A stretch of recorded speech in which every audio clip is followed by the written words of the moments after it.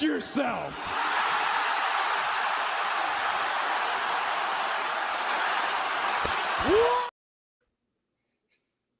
I'll never not get old. Hey, everybody. How's it going? This is Heath Nation 2465, and I am doing another special report in regard to the Berserk and Nasty podcast. Today, we're going to be talking about the conference finals and doing a bit of a preview. A little bit of a preview here. So we'll start off with the NHL playoffs, give you guys an update on what's been happening there. Dallas closes out the series against the President's Trophy winning Winnipeg Jets 4-2. Edmonton basically gobsmacks the Vegas Golden Knights 4-1. We'll come back to that momentarily. Carolina with the shocker over Washington. They win the series 4-1. But it's this one right here we're going to talk about. This was a back-and-forth series that got more fleshed out as time went on. The first few games, they were relatively close between the Panthers and the Maple Leafs. But eventually, much like every other time they're in Game 7, Maple Leafs folded. This is the seventh time that they've lost a Game 7 clinching situation. And many people have been wondering, why do the Maple Leafs always flop like this? Why is it that they're always so good in the regular season, but the postseason they can't just get over the hump? And someone in Nerdrotic's Discord said something very interesting to me. He said that Mitch Marner earns $3 million more than Sam Bennett does at his position. But Sam Bennett is getting more results. This is the issue with Toronto. They keep getting star players, but they don't have the discipline to carry the team, and they have a lack of role players necessary to prop up everybody else. And this is not something that's unusual in sports. I mean, look at the Washington Nationals. They put all that stock into Bryce Harper. They couldn't get anything done in the postseason. As a result, they offloaded his contract when he went to the Phillies, and they were able to add some depth into their roster. They added a potential star who is now an absolute stud in Juan Soto. And then they added more players to complement his strengths. And that's how they won their first World Series. I mean, look at the Denver Nuggets, for example. It's not just Nikola Jokic carrying the team. He's got depth. He's got role players that have no issue, making themselves versatile to the team. Aaron Gordon, Jamal Murray. That's how they were able to win the championship 2 years ago. Toronto just doesn't have that. And it's very reflective on their affiliate system. So, fun fact, their affiliates in the ECHL are my hometown Cincinnati Cyclones. Before then, it was the Rangers. When the Maple Leafs came into town, all but 6 players got either replaced or removed. They got traded off. All but 6 players. So you're talking about a franchise built on incompetence. They think that star power tells the whole story. And it doesn't.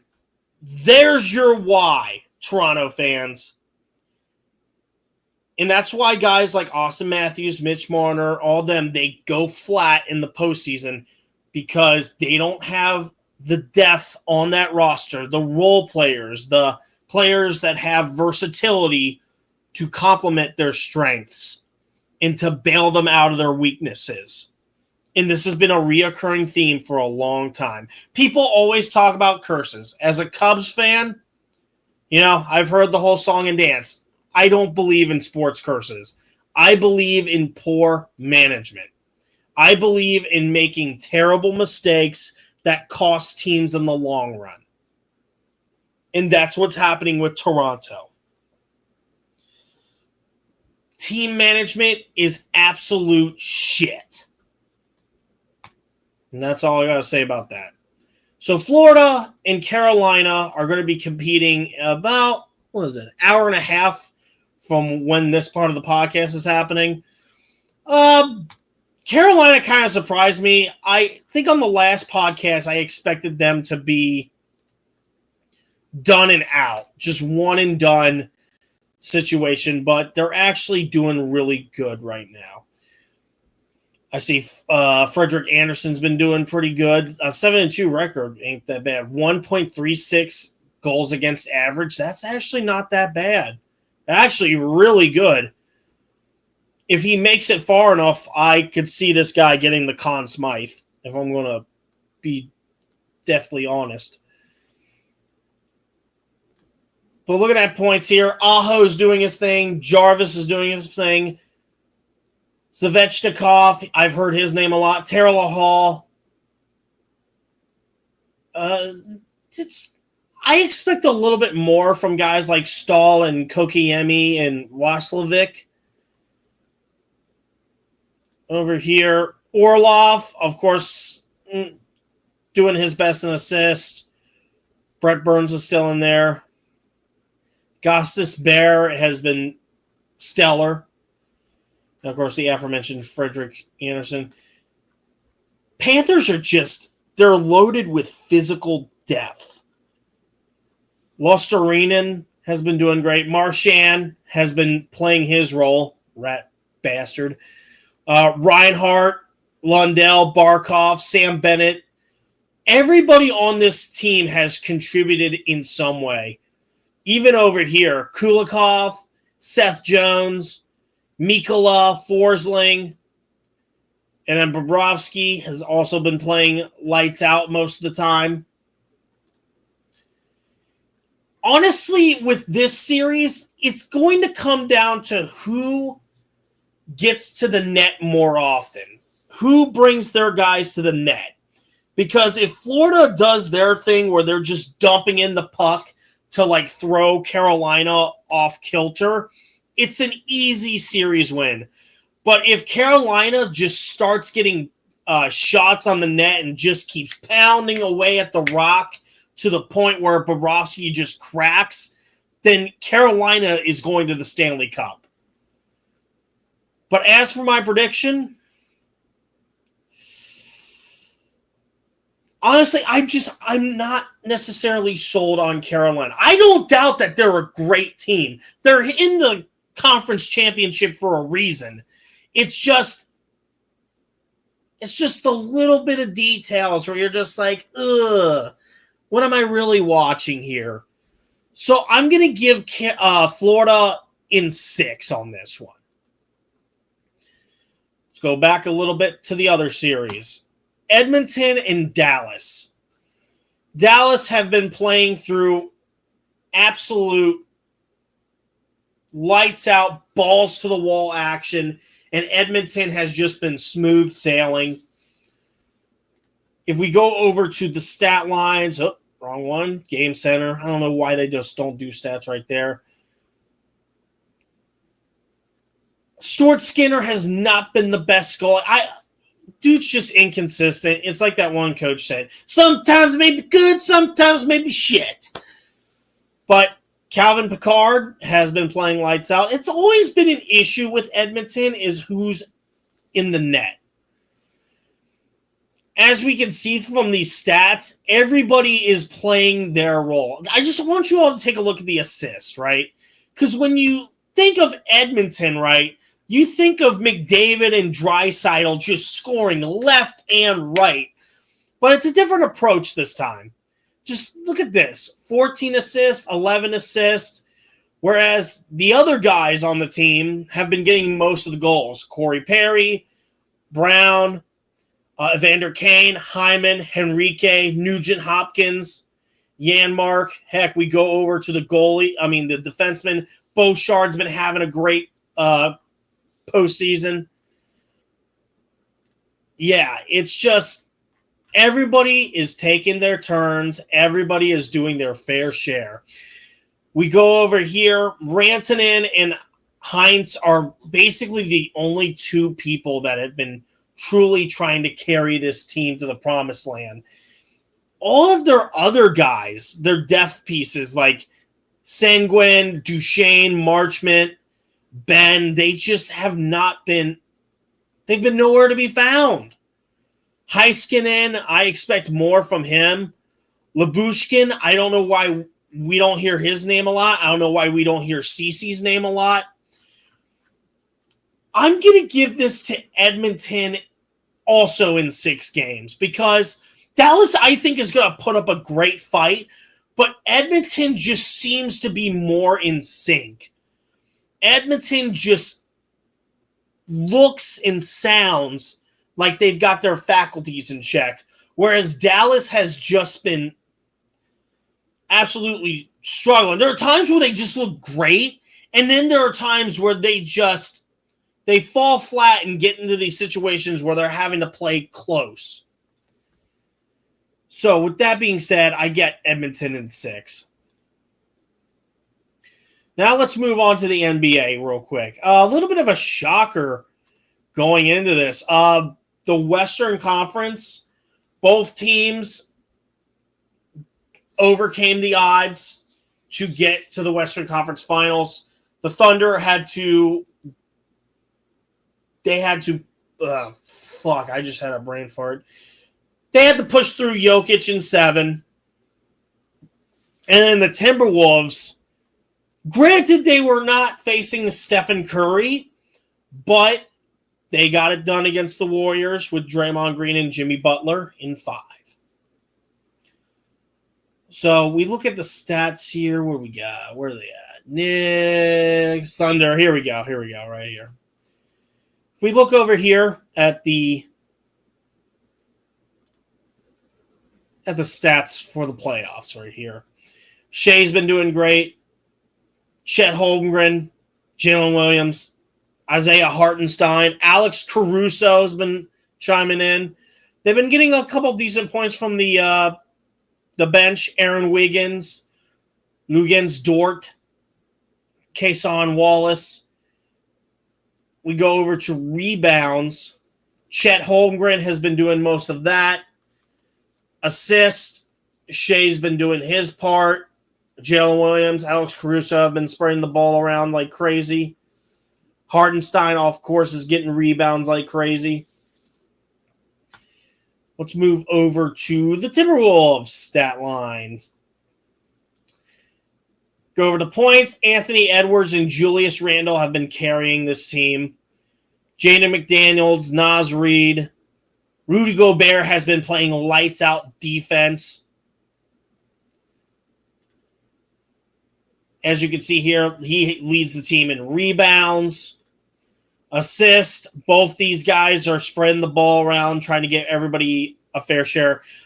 So, reading between the lines here, both teams are practically even when it comes to spreading the ball around. And I think that's what's going to be the determining factor in this series. Who can spread the ball around better and who can get more points off landing more opportunities. This series could go either way. My heart says Timberwolves, my brain is saying Thunder. I really don't care who wins this. I hope that both teams get a shot at winning their first finals. And speaking of which, there's a similar situation to the East. The New York Knicks and the Indiana Pacers. This is going to be an interesting battle as well. Let's look at the stat lines for the Indiana Pacers. Pascal Siakam has been leading the team in points. Tyrese Halliburton, Miles Turner, Aaron Naismith, Andrew Nembhard.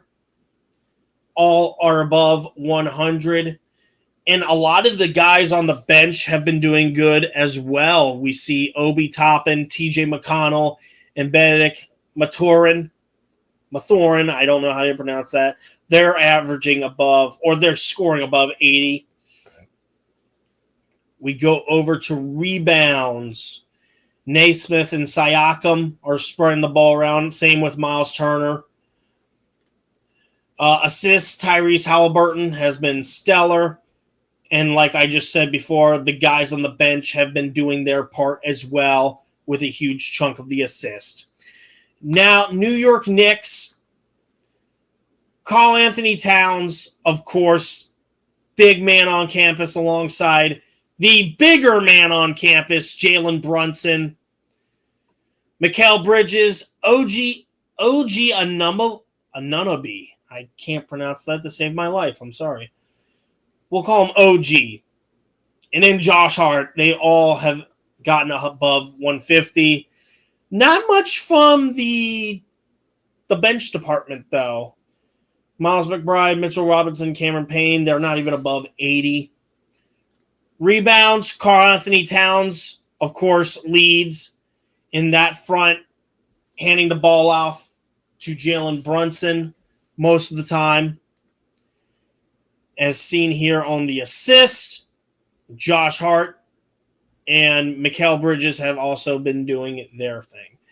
So this battle, ultimately, it's going to come down to defense versus speed. If you think that Tyrese Halliburton and all of them can spread the ball around at quick succession, just over and over, just high tempo, high octane offensive play, then the Pacers have got this in the bag.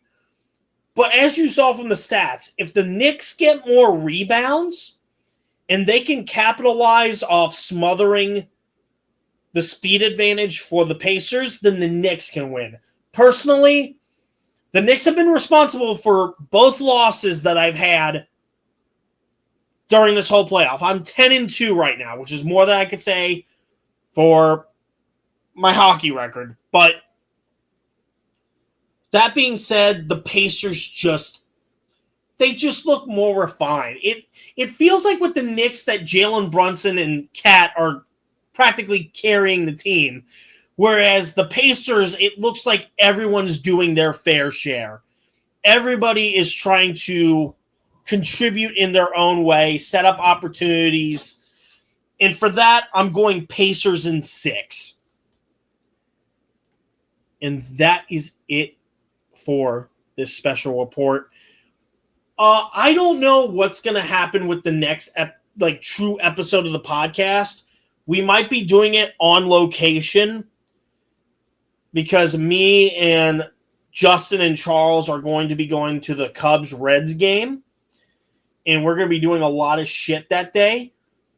So when it comes down to it, we might just meet back at one of our houses and we'll do the next episode. This is going to be a pretty dark episode. I'm letting you know now. We're going to be talking about the Haley Bailey situation, the mysterious circumstances surrounding Sabu's death, that TikToker in Mexico that got shot on a live stream by a supposed hitman.